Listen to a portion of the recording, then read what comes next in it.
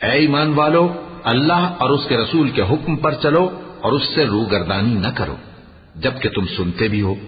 اور ان لوگوں جیسے نہ ہونا جو کہتے ہیں کہ ہم نے سن لیا مگر حقیقت میں نہیں سنتے۔ کچھ شک نہیں کہ اللہ کے نزدیک تمام جانداروں میں بدترین وہ بہرے گونگے لوگ ہیں جو عقل سے کام نہیں لیتے، اور اگر اللہ ان میں خیر کی طلب دیکھتا تو ان کو سننے کی توفیق بخشتا، اور اگر یوں ہی انہیں سنوا دیتا تو وہ منہ پھیر کر بھاگ جاتے۔ مومنو، اللہ اور اس کے رسول کا حکم قبول کرو جبکہ رسول تمہیں ایسے کام کے لیے بلاتے ہیں جو تم کو زندگی جاوداں بخشتا ہے، اور جان رکھو کہ اللہ آدمی اور اس کے دل کے درمیان حائل ہو جاتا ہے، اور یہ بھی کہ تم سب اس کے روبرو جمع کیے جاؤ گے۔ اور اس فتنے سے ڈرو جو خصوصیت کے ساتھ انہی لوگوں پر واقع نہ ہوگا جو تم میں گناہگار ہیں، اور جان رکھو کہ اللہ سخت عذاب دینے والا ہے۔ اور اس وقت کو یاد کرو جب تم زمین مکہ میں قلیل اور ضعیف سمجھے جاتے تھے اور ڈرتے رہتے تھے کہ لوگ تمہیں اڑا نہ لے جائیں، یعنی ختم نہ کر دیں، تو اس نے تم کو جگہ دی اور اپنی مدد سے تم کو تقویت بخشی اور پاکیزہ چیزیں کھانے کو دیں تاکہ اس کا شکر کرو۔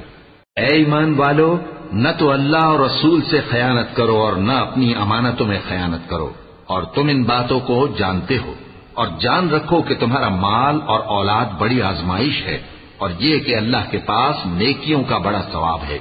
مومنو، اگر تم اللہ سے ڈرو گے تو وہ تمہارے لیے حق و باطل کا فرق ظاہر کر دے گا اور تمہارے گناہ مٹا دے گا اور تمہیں بخش دے گا، اور اللہ بڑے فضل والا ہے۔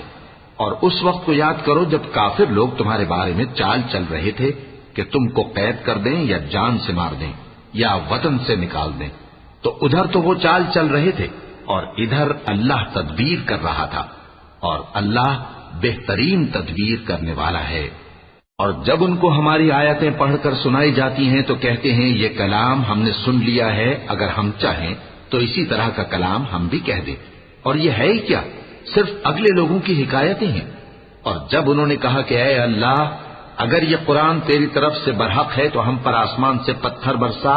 یا کوئی اور تکلیف دینے والا عذاب بھیج دے، اور اللہ ایسا نہ تھا کہ جب تک اے پیغمبر تم ان میں تھے انہیں عذاب دیتا، اور نہ ایسا ہے کہ وہ تو بخشش مانگیں اور اللہ انہیں عذاب دے۔ اور اب ان کے لیے کون سی وجہ ہے کہ وہ انہیں عذاب نہ دے، جبکہ وہ مسجد حرام میں نماز پڑھنے سے روکتے ہیں، جبکہ وہ اس مسجد کے متولی بھی نہیں ہیں۔ اس کے متولی تو صرف پرہیزگار ہیں، لیکن ان میں کے اکثر نہیں جانتے۔ اور ان لوگوں کی نماز خانہ کعبہ کے پاس سیٹیاں اور تالیاں بجانے کے سوا کچھ نہ تھی، تو تم جو کفر کرتے تھے اب اس کے بدلے عذاب کا مزہ چکھو۔ جو لوگ کافر ہیں اپنا مال خرچ کرتے ہیں کہ لوگوں کو اللہ کے رستے سے روکیں، سو ابھی اور خرچ کریں گے، مگر آخر وہ خرچ کرنا ان کے لیے موجب افسوس ہوگا، اور وہ مغلوب ہو جائیں گے، اور کافر لوگ دوزخ کی طرف ہانکے جائیں گے تاکہ اللہ پاک سے ناپاک کو الگ کر دے اور ناپاک کو ایک دوسرے پر رکھ کر ایک ڈھیر بنا دے، پھر اس کو دوزخ میں ڈال دے۔ یہی لوگ خسارہ پانے والے ہیں۔ اے پیغمبر، کفار سے کہہ دو کہ اگر وہ اپنے افعال سے باز آ جائیں تو جو ہو چکا وہ انہیں معاف کر دیا جائے گا، اور اگر پھر وہی حرکات کرنے لگیں گے تو اگلے لوگوں کا جو طریقہ جاری ہو چکا ہے وہی ان کے حق میں بھی برتا جائے گا۔ اور ان لوگوں سے لڑتے رہو یہاں تک کہ فتنہ یعنی کفر کا فساد باقی نہ رہے اور دین سب اللہ ہی کا ہو جائے، اور اگر وہ باز آ جائیں تو اللہ ان کے کاموں کو دیکھ رہا ہے، اور اگر روگردانی کریں تو جان رکھو کہ اللہ تمہارا حمایتی ہے، اور وہ خوب حمایتی اور خوب مددگار ہے۔